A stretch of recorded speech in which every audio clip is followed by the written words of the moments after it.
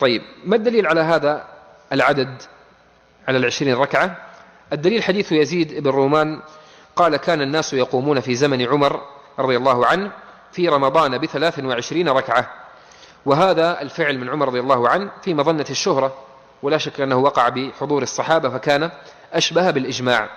ولذلك قال فقهاؤنا: يصلي التراويح 20 ركعة ثم يوتر بعده ب3 ركعات وهي أدنى الكمال، فالمجموع 23 ركعة كما في الحديث. كان الناس يقومون في زمان عمر ب23 ركعة. واضح؟ فتفسير المذهب لهذا الحديث أن 20 ركعة هي التراويح و3 ركعات هي الوتر. ولا بأس بالزيادة على 20 نصا، يعني نص عليه الإمام أحمد رحمه الله. ومعلوم من حال الإمام أحمد رحمه الله تعالى أنه كان يصلي في اليوم والليلة 300 ركعة، فلما حطمته سياط المعتصم أصبح يصلي كم؟ 150 ركعة.